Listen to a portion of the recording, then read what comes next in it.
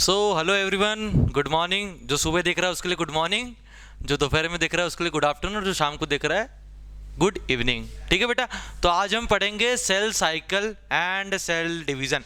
आपके class 11th का chapter बेटा cell cycle and cell division cell biology में ही आता है, सबसे प्यारा चैप्टर और हाँ सबसे बेसिक बायोलॉजी के लिए। सेल साइकिल नहीं आ रहा है, सेल डिवीजन नहीं आ रहा है, तो आप लिटरली मान लीजिए कि आपको है ना ह्यूमन रिप्रोडक्शन में भी दिक्कत आने वाली है। इवन एवरी चैप्टर में आपको दिक्कत आने वाली है जहां पर आपको सेल्स के बारे में थोड़ा बहुत बेसिक नॉलेज पता होना चाहिए। ठीक है बेटा, तो हम स्टार्ट करते हैं cell cycle and cell division की बात करते हैं। बेसिक नॉलेज मैंने आपको बताया था, cell the unit of life की एक क्लास है बेटा, देख लेना हमारे चैनल पे एक क्लास ली थी बेटा, उसके बारे में आपको बेसिक नॉलेज दे दी थी कि यार प्रोकैरियोटिक सेल क्या होता है, यूनिसेल्युलर यूकैरियोटिक सेल क्या होता है। आज हम डील करेंगे cell cycle and cell division की, यार सेल अपने आप को डिवाइड कैसे करता है, क्यों करता है और क्या काम है सेल का डिवीजन में। ठीक है, और क्या क्या रोल प्ले करता है सेल डिवीजन में। ओके, तो बेटा स्टार्ट करिए। अगर मजा आ जाए तो बेटा याद कर लेना कि आपको लाइक करना है। ठीक है, आपको लाइक करना है। चलो जय माता दी, स्टार्ट करते हैं फिर गुरुदेव। चलो बेटा, पहली बात हम सेल साइकिल की बात करते हैं।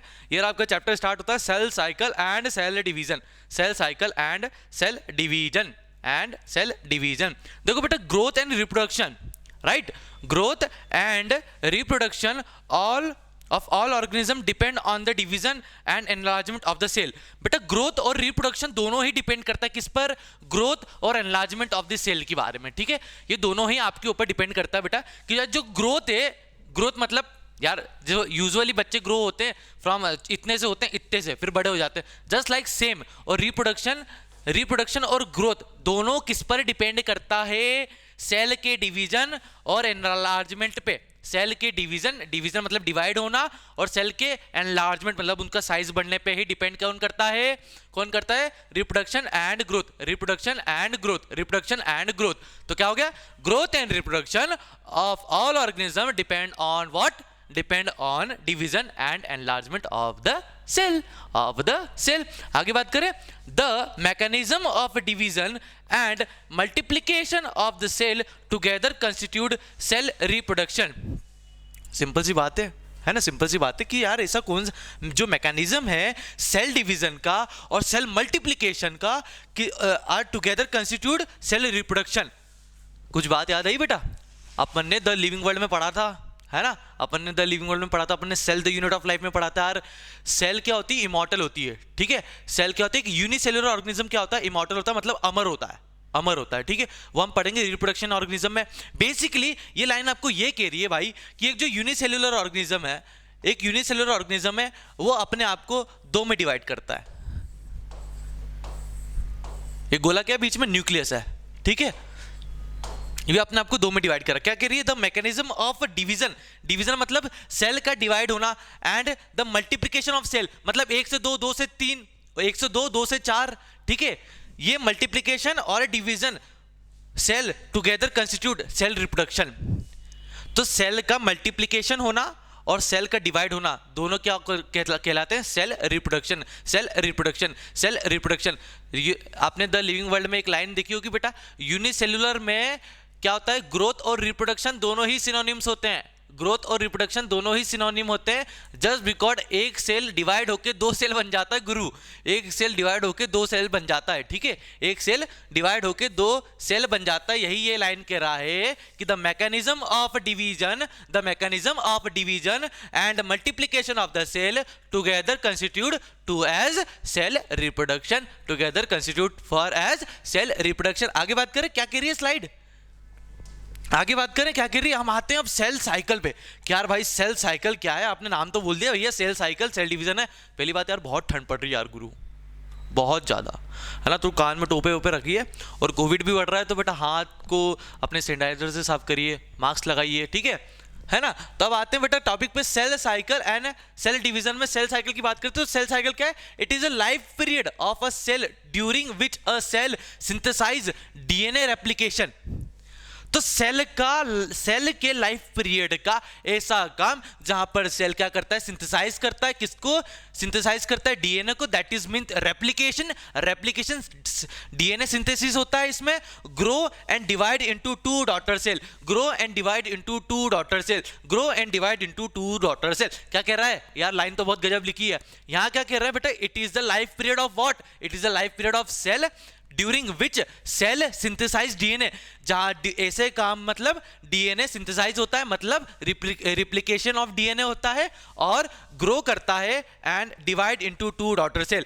सेल जो है एक जो यूनिसेल्युलर है वो अपने आप को दो सेल में डिवाइड करता है, वो अपने आप को दो सेल में डिवाइड करता है, वो अपने आप को दो सेल में डिवाइड करता है। और डिवीजन सबसे पहले क्या होता है आपका, डीएनए रेप्लिकेशन, डीएनए सिंथेसाइज, सब ये सेल साइकिल में होता है, सब ये सेल साइकिल में होगा। आपको याद आएगा भी कुछ देर में आपको क्या बोलते हैं, कैरियोप्लाज्मिक पढ़ाएंगे, ठीक है, साइटोप्लाज्मिक पढ़ाएंगे, सब कुछ पढ़ाया जाएगा, ठीक है। सेल ग्रोथ क्या होता है, सेल ग्रोथ होता है cytoplasmic increase in a continuous process.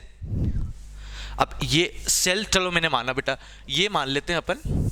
Cytoplasm क्या होता है, साइटोप्लाज्म क्या होता है, it is a main site of cellular activity, it is a main site of cellular activity, ऐसा एरिया जहां पर सेल अपनी सारी एक्टिविटीज, सारी अपनी केमिकल रिएक्शंस को करता है। कहां करता है, साइटोप्लाज्म में। तो क्या कह रही है लाइन, सेल ग्रोथ का मतलब क्या होता है, सेल ग्रोथ मतलब इंक्रीज ऑफ जस्ट साइटोप्लाज्म।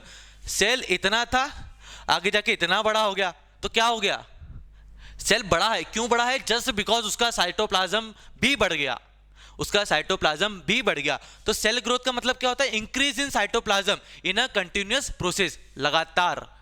तो सेल ग्रोथ का मतलब क्या हो गया, increase in cytoplasm like a continuous process. फिर क्या होता है बेटा, DNA synthesize occurs only in at a specific period, कुछ स्पेसिफिक स्टेज में ही आपका डीएनए सिंथेसिस देखने को मिलता है, कुछ स्पेसिफिक स्टेज में ही आपको डीएनए सिंथेसिस देखने को मिलता है। बट सेल का ग्रोथ कैसे होता है, सेल का ग्रोथ होता है बेटा आपका साइटोप्लाज्म के काउंट को बढ़ाने से। तो सेल कब इंक्रीज होगा, बट जब आपका साइटोप्लाज्म इंक्रीज होगा, वैसे ही आपका सेल का ग्रोथ भी होगा, वैसे ही आपका सेल का ग्रोथ भी होगा। और साइटोप्लाज्म क्या था बेटा, it is a main arena of cytoplasmic, it is a main arena of cellular activities, cellular activities, cellular activities. आगे देखें, आगे देखें, आगे क्या बोल रहा है, सेल साइकिल की बात करी। During the duration of cell cycle, duration of cell cycle vary in each organism and each cell type, in each cell type. बेटा सेल साइकिल, जो आपकी जो सेल साइकिल जिसके वजह से हमारी सेल ग्रोथ होती है, सेल डिवीजन होता है, तो बेटा हर एक ऑर्गेनिज्म में एक अलग अलग आपको सेल साइकिल दिखेगी। हर ऑर्गेनिज्म के according cell cycle, cell division vary होगा और सेल टू सेल टाइप भी वेरी करेगा। तो कौन कौन से वेरी करेगा बेटा, पहले तो सेल टू सेल टाइप में वेरिएशन मिलेगा आपको, सेकेंडली आपको ऑर्गेनिज्म तो ऑर्गेनिज्म भी वेरिएशन मिलेगा। किस में वेरिएशन मिलेगा, सेल साइकिल और सेल डिवीजन में। ओके, सेल साइकिल और सेल डिवीजन में। Duration of a typical eukaryotic cell cycle. अब हम बात करते हैं बेटा कौन सा सेल कितने टाइम लेता है अपने आप को डिवाइड करने के लिए, कौन सा सेल कितना टाइम लेता है अपने आप को डिवाइड करने के लिए। तो बेटा duration of typical eukaryotic cell cycle, example ले लो बेटा, human cell is about 24 hours, आपके 24 घंटे में एक सेल आपका डिवाइड हो जाता है। ह्यूमन सेल 24 घंटे में अपने आप को डिवाइड कर लेता है। याद रखना, टिपिकल यूकैरियोटिक सेल का एग्जांपल क्या ले लेंगे अपन यहाँ पर, ह्यूमन सेल ले लेंगे, और वही ह्यूमन सेल आपको डिवाइड कब करता है, in every 24 hour, in every 24 hour. तो एक सेल आपका एक सेल दो में कब कन्वर्ट होगा, आफ्टर 24 आवर, आफ्टर 24 आवर। तो आपके ह्यूमन सेल की क्या होगी, क्या हो गया, ड्यूरेशन क्या हो गया, 24 आवर। अगर मैं ईस्ट की बात करता हूं तो ईस्ट में सिर्फ 90 मिनट्स लगते हैं चाचा, ईस्ट में सिर्फ 90 मिनट ही लगते हैं, सिर्फ 90 मिनट ही लगते हैं। तो बेटा क्या हो गया, एनसीईआरटी ने बता रखा है आपको कि ह्यूमन सेल है, वो ह्यूमन सेल क्या करता है, 24 आवर लेता है, 24 आवर लेता है। वहीं है ईस्ट जो है आपका, ईस्ट क्या करता है, आपको 90 मिनट्स में डिवाइड कर लेता है, 90 मिनट्स में डिवाइड कर लेता है, 90 मिनट्स में डिवाइड कर लेता है। तो क्या हो गया, तो आपका क्या हो गया भैया, ह्यूमन सेल कितने में करता है, 24 आवर्स, और आपका ईस्ट क्या हो गया, ईस्ट क्या हो गया 90 मिनट्स में, ईस्ट क्या हो गया 90 मिनट्स में। अब बात करते हैं बेटा सेल जो है वो आपका cell cycle has 2 basic phases, cell के पास में दो बेसिक फेजेस होता है। सबसे पहले आपका क्या होगा बेटा, interphase and then M phase, interphase and then M phase. याद करो, interphase and M phase, cell के कौन से दो phases, interphase and M phase, interphase and M phase.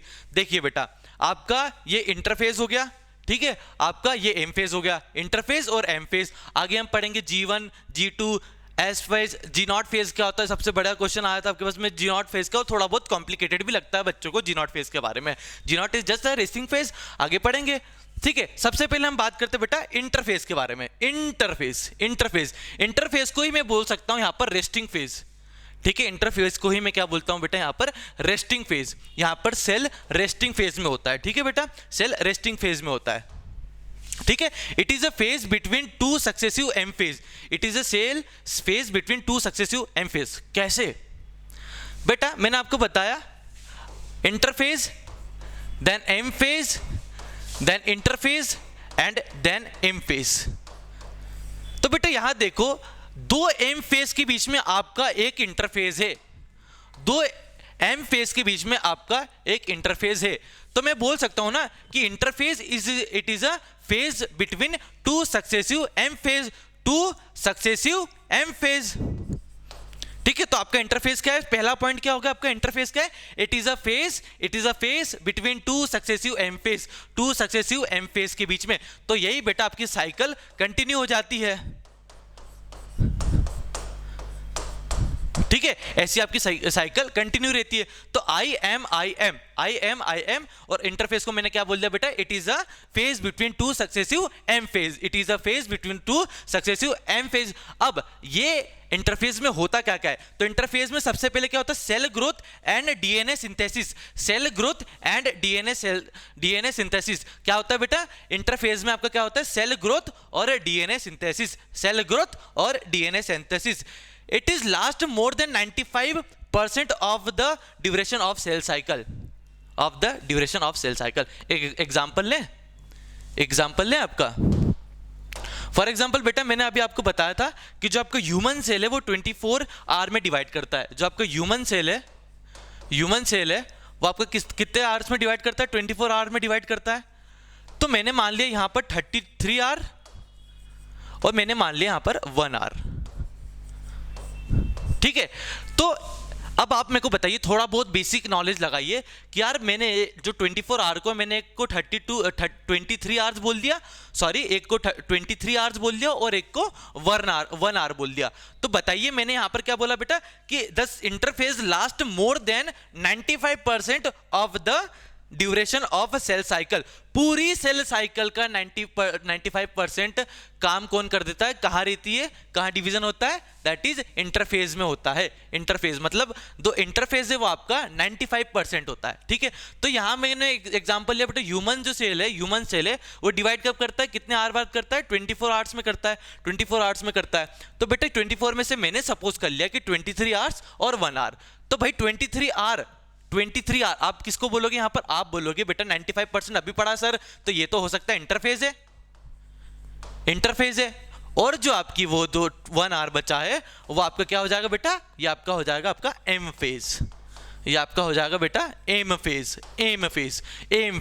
तो 23 आवर कहां रहती है हमारी सेल, इंटरफेज में, और एक जो लास्ट का घंटा रहता है वो कहां रहती है बेटा, अपने एम फेज, वो कहां रहता है बेटा, अपने एम फेज में।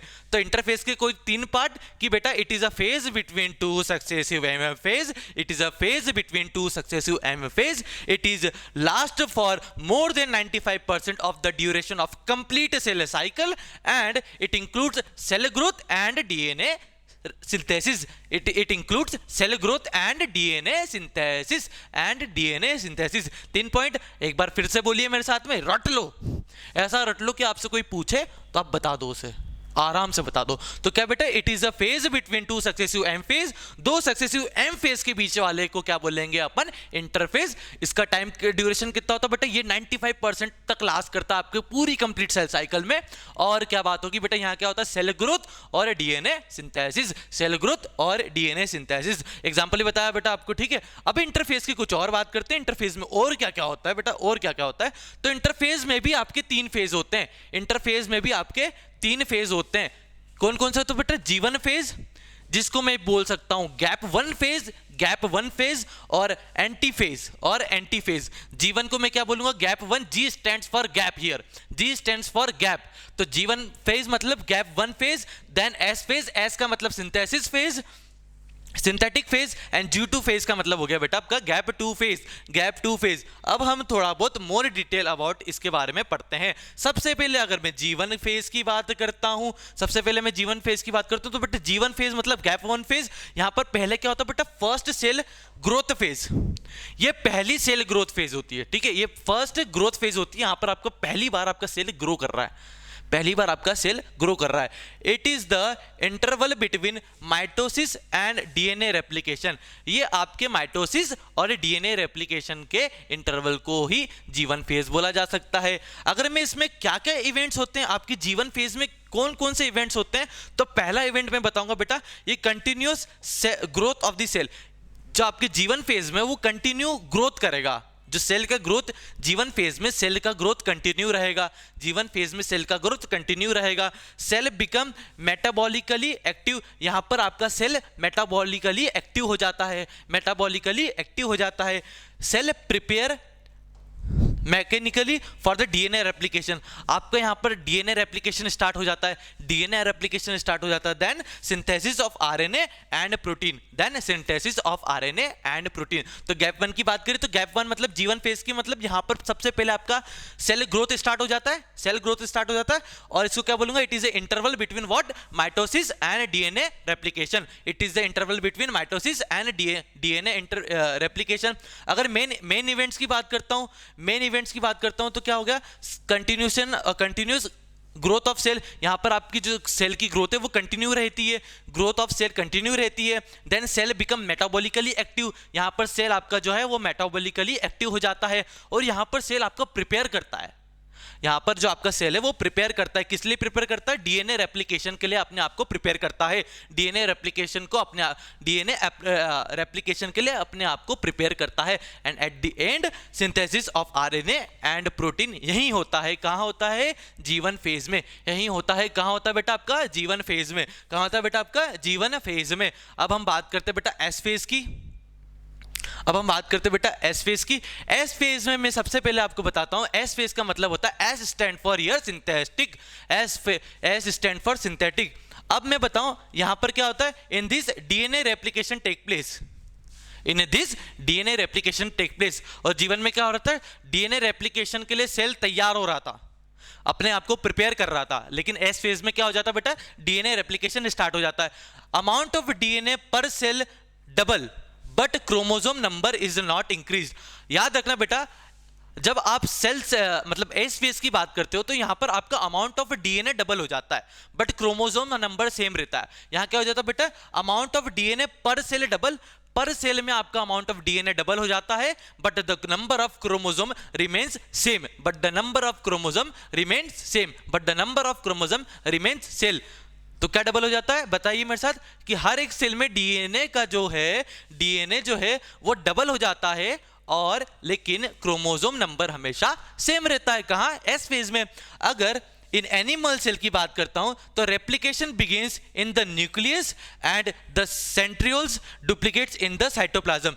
जो आपका सेंट्रियोल्स होता है वो डुप्लीकेट कहां हो जाता है बेटा, साइटोप्लाज्म में, और रेप्लिकेशन कहां बिगिंस हो जाता है आपका, न्यूक्लियस में। रेप्लिकेशन कहां होता है बेटा, न्यूक्लियस में, और and the centriole duplicates in the cytoplasm,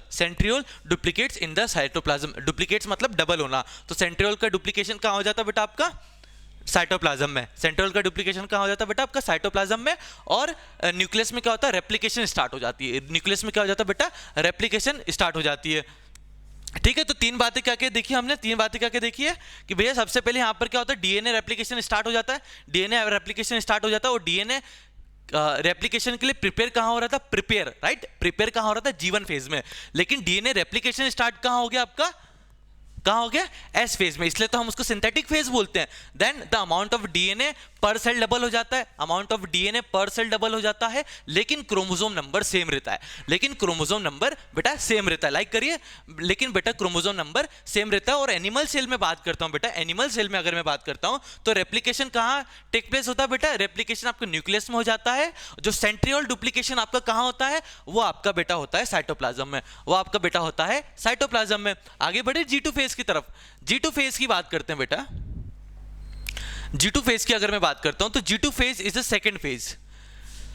पहली बात हमने जब गैप 1 की बात करी थी G1 फेज की, तो G1 फेज को मैंने सबसे पहला पॉइंट क्या बताया था कि यार ये फर्स्ट ग्रोथ फेज है, फर्स्ट ग्रोथ फेज है, ग्रोथ फेज है। और G2 की मैं बात करता हूं बेटा, तो G2 आपकी हो जाएगी second growth phase, second growth phase, second growth phase, second growth phase. तो G1 की बात करी थी मैंने, तो क्या बोला था, it is a first growth period. And G2 की अगर मैं बात करता हूं, it is a second growth phase, it is a second growth phase. Cell grow continue, यहां पर भी सेल की ग्रोथ कंटिन्यू रहती है, यहां पर भी आपकी सेल की ग्रोथ जो है कंटिन्यू रहती है।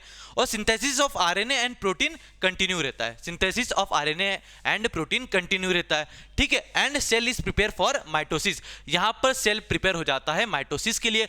सेल G1 में क्या करा था बेटा, सेल ने, सेल G1 में, जब G1 में था तो सेल किस लिए प्रिपेयर हो रहा था, लिखिए कमेंट बॉक्स में, किस लिए प्रिपेयर हो रहा था, वो अपने आप को डीएनए रेप्लिकेशन के लिए प्रिपेयर कर रहा था। और जब वो एस फेज में आया तो उसने डीएनए रेप्लिकेशन कर लिया। अब जब G2 में आया, जब वो G2 में आया तो सेल अपने आप को प्रिपेयर कर रहा है किस लिए, माइटोसिस के लिए। सेल अपने आप को प्रिपेयर कर रहा है बेटा किस लिए, माइटोसिस के लिए, ठीक है। तो G2 की बात करी तो G2 की मैं सबसे पहले यार ये तो भैया सेकंड फेज है, सेकंड फेज है किसकी, ग्रोथ की, क्योंकि G1 तो फर्स्ट फेज हो गया था। यहां पर सेल ग्रोथ जो आपकी है वो कंटिन्यू रहती है, और synthesis of RNA and protein यहां पर भी कंटिन्यू रहता है। लेकिन जो अलग बात थी वो ये थी कि यहां पर सेल प्रिपेयर करता है अपने आप को माइटोसिस के लिए, यहां पर जो सेल है वो प्रिपेयर करता है अपने आप को माइटोसिस के लिए, ठीक है। अगर बेटा अब मैं स्टार्ट करता हूं आपका क्या, एम फेज, अब मैं आपका बेटा स्टार्ट करता हूं एम फेज। एम फेज, हमने इंटरफेज की बात करी बेटा, इंटरफेज में आपको सबसे पहले क्या बताया कि इंटरफेज में आपको G1 हो गया, S हो गया और G2 हो गया। G1 S G2, G1 में क्या हुआ था, ठीक है, G1 में हुआ था कि यार सेल अपने आप को रेडी कर रहा था डीएनए रेप्लिकेशन के लिए, ठीक है। और एस फेज में क्या हो गया, वही सिंथेसिस हो गया डीएनए का। देन G2 में क्या हो गया, G2 में सेल प्रिपेयर कर लिया अपने आप को, कहाँ, माइटोसिस करने के लिए, माइटोसिस करने के लिए सेल अपने आप को प्रिपेयर कर लिया। एक काम करते हैं, आज हमने बेटा आपको इंटरफेस पढ़ा दिया, ठीक है ना, अब आज हमने आपको इंटरफेस पढ़ा दिया बेटा, है ना, इंटरफेस पढ़ा दिया। अब हम कल डील करेंगे बेटा आपसे एम फेज। आज क्या पढ़ा बेटा, पहली बात हमने देखा कि सेल साइकिल, सेल डिवीजन है क्या, सेल साइकिल और सेल डिवीजन है क्या, ठीक है। सेकंड बात हमने देखी बेटा कि इंटरफेस क्या होता है, इंटरफेस क्या होता है ना, इंटरफेस क्या होता है बेटा, पहले बता देता कि यार आपका I M then I and them. तो आई क्या था आपका, इंटरफेस क्या था, it is a phase between two successive M phase, it is a phase between two successive M phase. और इंटरफेज में आपके कितने फेज थे, आपके 3 फेज थे, राइट। क्या क्या थे, G1 फेज था, S फेज था एंड देन G2 फेज था, है ना। यहां पर आपका एक वाइल्ड कार्ड एंट्री की तरह, वाइल्ड कार्ड एंट्री करेगा आपका G0 फेज। बहुत अच्छा टॉपिक है G0 फेज, और थोड़ा बहुत बच्चों को लगता है कॉम्प्लिकेटेड, लेकिन मैं आपके लिए इजी बना दूंगा। तो इंटरफेज में आपको क्या पता चला, G1 फेज, S फेज और G2 फेज। G1 में क्या हुआ था, G1 क्या था आपका फर्स्ट ग्रोथ सेल था, G2 क्या था आपका सेकंड ग्रोथ सेल, और यहाँ पर सिंथेसिस हो रहा था, क्या आपका डीएनए रेप्लिकेशन हो रहा था, ठीक है बेटा। और कल हम स्टार्ट करेंगे आपका एम फेज। अभी तक आपको अगर समझ में आ गया तो प्लीज बेटा लाइक करिए, सब्सक्राइब करिए हमारे चैनल को। एंड माय नेम इज आलोक झा, ठीक है। अपना ध्यान रखिए, अपने फैमिली का ध्यान रखिए, please stay safe with the covid and happy day, bye.